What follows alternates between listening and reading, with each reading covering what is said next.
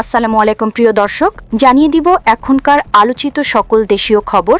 শুরুতেই জানিয়ে দেব সংবাদ শিরোনামগুলো। মন্ত্রিসভা গঠন নিয়ে জল্পনা কল্পনা, অধিকাংশ তালিকায় ধারণা নির্ভর এবং তারেক রহমানের সিক্রেট ফাইল। এদিকে তারেক রহমানকে সতর্কবার্তা দিলেন গোলাম মাওলা রনি। আসিফ মাহমুদ হান্নান মাসুদকে ক্ষমা চাইতে হবে বলছেন নাসির উদ্দিন। এবং সর্বশেষ জানাবো, পুরনো জীবনে ফিরে যাব, লেখালেখি করব বলছেন পররাষ্ট্র উপদেষ্টা। প্রিয় দর্শক, এতক্ষণ দেখছিলেন সংবাদ শিরোনামগুলো, এখন জানাবো বিস্তারিত খবর। মন্ত্রিসভা গঠন নিয়ে জল্পনা কল্পনা, অধিকাংশ তালিকায় ধারণা নির্ভর এবং তারেক রহমানের সিক্রেট ফাইল। এদিকে তারেক রহমানকে সতর্কবার্তা দিলেন গোলাম মাওলা রনি। আসিফ মাহমুদ হান্নান মাসুদকে ক্ষমা চাইতে হবে বলছেন নাসির উদ্দিন। এবং সর্বশেষ জানাবো, পুরনো জীবনে ফিরে যাব, লেখালেখি করব বলছেন পররাষ্ট্র উপদেষ্টা। দর্শক, শুনছিলেন সংবাদ শিরোনাম। এবার জানিয়ে দিব বিস্তারিত সংবাদ। তবে তার আগে অনুরোধ থাকবে, ভিডিওটিতে একটি লাইক দিন এবং ভিডিও সম্পর্কে আপনাদের গুরুত্বপূর্ণ মতামত কমেন্ট করে জানিয়ে দিন। মন্ত্রিসভা গঠন নিয়ে জল্পনা কল্পনা, অধিকাংশ তালিকায় ধারণা নির্ভর এবং তারেক রহমানের সিক্রেট ফাইল। ত্রয়োদশ জাতীয় সংসদ নির্বাচনে ২০৯টি আসনে নিরঙ্কুশ জয় পাওয়ার পর দীর্ঘ ২ দশক পর সরকার গঠন করতে যাচ্ছে বাংলাদেশ জাতীয়তাবাদী দল। দলের চেয়ারম্যান তারেক রহমানের নেতৃত্বে নতুন এই মন্ত্রিসভায় শেষ পর্যন্ত কারা স্থান পাচ্ছেন তা নিয়ে দেশজুড়ে কৌতূহল ও আলোচনা এখন তুঙ্গে। বর্তমানে গণমাধ্যম ও সামাজিক যোগাযোগ মাধ্যমের সম্ভাব্য মন্ত্রীতে যেসব তালিকা ঘুরে বেড়াচ্ছে, সেগুলোর অধিকাংশই কেবল ধারণা নির্ভর বলে জানা গেছে। বিএনপির নির্ভরযোগ্য একাধিক সূত্র নিশ্চিত করেছে, প্রকৃতপক্ষে কারা নতুন সরকারের ঠাঁই পাচ্ছেন সে বিষয়ে কেবল দলের চেয়ারম্যান তারেক রহমানই জানেন।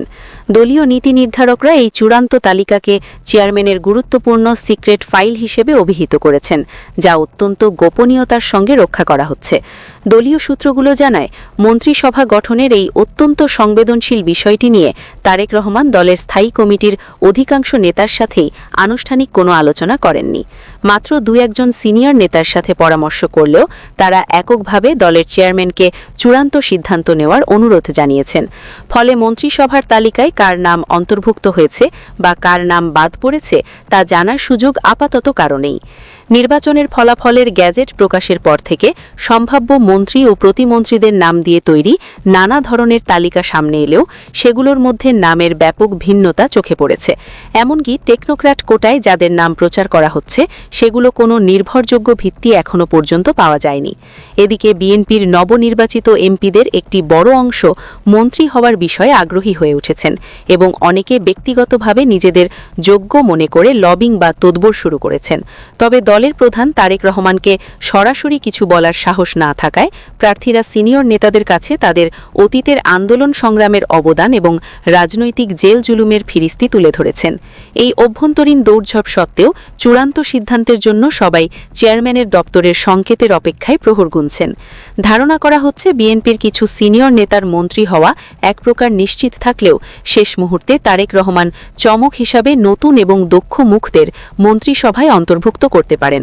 মন্ত্রিসভায় এই অস্পষ্টতা নিয়ে সরাসরি প্রশ্ন করা হলে বিএনপির স্থায়ী কমিটির সদস্য, সিরাজগঞ্জ ২ আসনে নবনির্বাচিত সংসদ সদস্য ইকবাল হাসান মাহমুদ টুকু গণমাধ্যমকে জানান যে মন্ত্রিসভায় কারা আসেন সেই তথ্য তার জানা নেই। তিনি উল্লেখ করেন যে এখনও পর্যন্ত তাকে এই বিষয়ে কোনো ফোন দেওয়া হয়নি এবং সংবাদ মাধ্যমে প্রকাশিত তালিকাগুলোকে তিনি অনুমান নির্ভর বলে মন্তব্য করেছেন। আগামীকাল নবনির্বাচিত সংসদ সদস্য নতুন মন্ত্রিসভার শপথ অনুষ্ঠানের মাধ্যমেই কেবল দীর্ঘ প্রতীক্ষিত রহস্যের জট খুলবে। মূলত পেশাদার ও জনবান্ধব প্রশাসন উপহার দেওয়ার লক্ষ্যেই তারেক রহমান অত্যন্ত সতর্কতার সাথে তার এই সিক্রেট ফাইল চূড়ান্ত করেছেন বলে রাজনৈতিক বিশ্লেষকরা মনে করছেন। তারেক রহমানকে সতর্কবার্তা দিলেন গোলাম মাওলা রনি। রাজনৈতিক অঙ্গনে নতুন করে আলোচনা জন্ম দিয়েছে সাবেক সংসদ সদস্য ও রাজনৈতিক বিশ্লেষক গোলাম মাওলা রনি। সম্ভাব্য রাজনৈতিক পরিবর্তন প্রেক্ষাপটে দায়িত্ব গ্রহণের পর কী ধরনের চ্যালেঞ্জ সামনে আসতে পারে সে বিষয়ে বিশদে বিশ্লেষণ করেন। সম্প্রতি এক বক্তব্যে তিনি বিএনপির ভারপ্রাপ্ত চেয়ারম্যান তারেক রহমানের প্রতি একাধিক গুরুত্বপূর্ণ সতর্কবার্তা তুলে ধরেছেন। গোলাম মাওলা বলেন, তারেক রহমানের আশপাশে লন্ডন থেকে আসা কিছু লোক লোক ঘিরে রেখেছে, তাদের কারণে দলের নেতাকর্মীরা তার কাছে ভিড়তে পারছে না। এটা এখনই দূর করতে হবে। বৈদেশিক বিনিয়োগের ব্যাপারে সর্বোচ্চ গুরুত্ব দেন গোলাম মাওলা রনি। তিনি আরও বলেন, ক্ষমতায় আসা যতটা কঠিন, তার চেয়ে বেশি কঠিন ক্ষমতা ধরে রাখা। নতুন সরকার দায়িত্ব নেওয়ার সঙ্গে সঙ্গেই দেশের প্রকৃত অর্থনৈতিক চিত্র স্পষ্টভাবে বুঝে নিতে হবে। রনি বলেন, শুধু সরকারি ব্রিফিংয়ের উপর নির্ভর না করে ব্যাংকিং খাতে শীর্ষ কর্মকর্তা, অবসরপ্রাপ্ত অভিজ্ঞ অর্থনীতিবিদ এবং আর্থিক খাতে নিরপেক্ষ বিশ্লেষকদের নিয়ে ধারাবাহিক বৈঠক করা প্রয়োজন। বৈদেশিক ঋণের পরিমাণ, রিজার্ভের অবস্থা, ব্যাংকিং খাতের তারল্য সংকট এবং মুদ্রাস্ফীতির প্রকৃত চিত্র না বুঝলে যে কোনো সরকার শুরুতেই হোঁচট খেতে পারে। মুদ্রার মান, অবমূল্যায়ন ও দ্রব্যমূল্য বৃদ্ধিকে তিনি বড় চ্যালেঞ্জ হিসাবে উল্লেখ করে বলেন, জনগণের ক্রয় ক্ষমতা কমে গেলে রাজনৈতিক অস্থিরতা তৈরি হয়। তাই বাজার নিয়ন্ত্রণ, ডলার সংকট মোকাবিলা এবং খাদ্য ও জ্বালানি সরবরাহ নিশ্চিত করা হবে প্রথম দিকের অগ্রাধিকার। আইন শৃঙ্খলা পরিস্থিতি নিয়েও কঠোর অবস্থানের আহ্বান জানিয়ে রনি বলেন, ক্ষমতায় এলে দলীয় পরিচয়ে কেউ অপরাধ করলে তার বিরুদ্ধে দৃশ্যমান ব্যবস্থা না নিলে জনগণের আস্থা দ্রুত নষ্ট হবে। নিজ দলের অপরাধীদের বিরুদ্ধে ব্যবস্থা নিতে না পারলে সরকার নৈতিক অবস্থান হারাবে। প্রশাসনকে রাজনৈতিক প্রভাব মুক্ত রেখে পেশাদারিত্বের ভিত্তিতে কাজ করতে দিতে হবে। দলীয় ঐক্যের বিষয় সতর্ক করেন তিনি। দীর্ঘদিন আন্দোলন সংগ্রামে থাকা তৃণমূল নেতাকর্মীদের যথাযথ মূল্যায়ন না করা হলে অভ্যন্তরীণ বিভাজন তৈরি হতে পারে বলে মন্তব্য করেন রনি। বিদেশভিত্তিক বা কেন্দ্রীয় বলয়ের সঙ্গে মাঠ পর্যায়ের নেতাদের সমন্বয় নিশ্চিত করা জরুরি। এক্ষেত্রে বাংলাদেশ জাতীয়তাবাদী দল, এর ভেতরে শৃঙ্খলা ও সমন্বয় রক্ষা হবে অন্যতম চ্যালেঞ্জ। প্রশাসন, ব্যাংক ও শিক্ষা প্রতিষ্ঠানের নিয়োগ প্রসঙ্গে তিনি গুরুত্বারোপ করেন। রনির মতে দলীয় বিবেচনার বদলে দক্ষতা, সততা ও অভিজ্ঞতাকে অগ্রাধিকার দিতে হবে। বিশ্ববিদ্যালয়গুলিতে যোগ্য নেতৃত্ব নিশ্চিত না হলে শিক্ষাঙ্গনে অস্থিরতা বাড়তে পারে বলেও তিনি মন্তব্য করেন। রাজনৈতিক প্রতিপক্ষের বিষয়ে তিনি সংযত ও কৌশলী অবস্থানের পরামর্শ দেন। প্রতিশোধ পরায়ণ মনোভাবের পরিবর্তে আইনের শাসনের ভিত্তিতে সিদ্ধান্ত নেওয়ার আহ্বান জানান। আন্তর্জাতিক সম্প্রদায়ের দৃষ্টি সবসময় বাংলাদেশের রাজনীতির উপর থাকে, ফলে যে কোনো কঠোর পদক্ষেপের কূটনৈতিক প্রভাব ফেলতে পারে। সব মিলিয়ে গোলাম মাওলা রনির বক্তব্যে স্পষ্ট বার্তা হল, সম্ভাব্য ক্ষমতার পথ যতই উন্মুক্ত হোক না কেন, সামনে রয়েছে বহুমাত্রিক চ্যালেঞ্জ। অর্থনীতি, আইন শৃঙ্খলা, দলীয় ঐক্য ও প্রশাসনিক দক্ষতা, এই চার স্তম্ভ মজবুত করতে না পারলে রাজনৈতিক সাফল্য দীর্ঘস্থায়ী হবে না। তার এই মন্তব্য রাজনৈতিক অঙ্গনে নতুন করে বিশ্লেষণ ও বিতর্কের জন্ম দিয়েছে। আসিফ মাহমুদ হান্নান মাসুদকে ক্ষমা চাইতে হবে বলছেন নাসির উদ্দিন। জাতি নাগরিক পার্টির নেতা আসিফ মাহমুদ হান্নান মাসুদ এবং ডাকসু বিপি সাদিক কায়েম সহ সংশ্লিষ্টদের জাতির কাছে প্রকাশ্যে নিঃশর্ত ক্ষমা চাওয়ার দাবি জানিয়েছেন বাংলাদেশ জাতীয়তাবাদী ছাত্রদলের কেন্দ্রীয় সাধারণ সম্পাদক নাসির উদ্দিন নাসির। দুপুরে নিজের ফেসবুক আইডিতে দেওয়া এক স্ট্যাটাসে তিনি এ দাবি জানান। স্ট্যাটাসে নাসির উদ্দিন নাসির লিখেছেন, নোয়াখালীর হাতিয়া সংক্রান্ত যে অভিযোগটি সুপরিকল্পিতভাবে ছড়ানো হয়েছিল, স্থানীয় পুলিশ প্রশাসন, চিকিৎসক ও প্রত্যক্ষদর্শীদের বক্তব্যে তা ভিত্তিহীন ও অসত্য বলে প্রতীয়মান হয়েছে। একটি স্পর্শকাতর বিষয়কে রাজনৈতিক উদ্দেশ্য ব্যবহার করে জনমনে বিভ্রান্তি সৃষ্টি করা হয়েছে, যা অত্যন্ত নিন্দনীয় ও দায়িত্বজ্ঞানহীন আচরণ। তিনি দাবি করেন, নথিভুক্ত তথ্য অনুযায়ী অভিযুক্ত ব্যক্তি 13 ফেব্রুয়ারি রাত 10:28 হাসপাতালে ভর্তি ছিলেন। একই সময় তিনি অন্যত্রীয় ঘটনা ঘটিয়েছেন, এমন দাবি বাস্তবতা ও যুক্তির পরিপন্থী। বিশেষ করে হাতিয়া থেকে জেলা সদর হাসপাতালে যাতায়াতে 2 ঘণ্টারও বেশি সময় প্রয়োজন হয়। উল্লেখ করে তিনি বলেন, একই সময় 2 স্থানে উপস্থিত থাকার অভিযোগ সুস্পষ্টভাবে অসঙ্গত, প্রশ্নবিদ্ধ। পরিস্থিতির প্রেক্ষাপটে নোয়াখালী জেলা জামায়াতের আমির ইশাক খন্দকার কর্মসূচি স্থগিত করেছেন বলে উল্লেখ করেন ছাত্রদল সম্পাদক। তার ভাষ্য মতে, এ সিদ্ধান্ত ঘটনাটির ভিন্ন মাত্রা ও অন্তর্নিহিত বাস্তবতাকে আরও স্পষ্ট করেছে।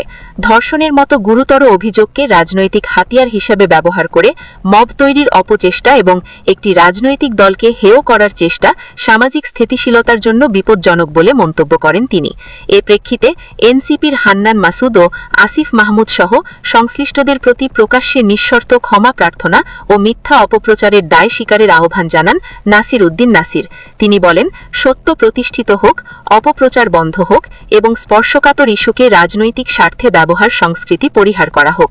এর আগে গত শনিবার মধ্যরাতে দেওয়া আরেকটি ফেসবুক পোস্টে জাতিকে বিভ্রান্ত করার চেষ্টা হলে সংশ্লিষ্টদের বিরুদ্ধে আইনগত ব্যবস্থা নেওয়ার হুঁশিয়ারি দেন তিনি। একই সঙ্গে হান্নান মাসুদের ভূমিকা নিয়েও জবাবদিহিতার দাবি তোলেন। ওই পোস্টে তিনি তিনি দাবি করেন প্রাপ্ত তথ্য প্রমাণ, ভিডিও, বক্তব্য, চিকিৎসা নথি ও স্থানীয় পর্যায়ে যাচাই বাছাই ঘটনাটি অনেকের কাছে রাজনৈতিক উদ্দেশ্য প্রণোদিত প্রকল্পিত বয়ান বলে প্রতীয়মান হয়েছে।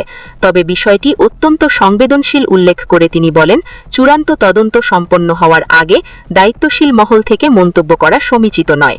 তিনি নিরপেক্ষ তদন্তের মাধ্যমে সত্য উদ্ঘাটনের আহ্বান জানিয়ে বলেন, আইন তার নিজস্ব গতিতে চলুক।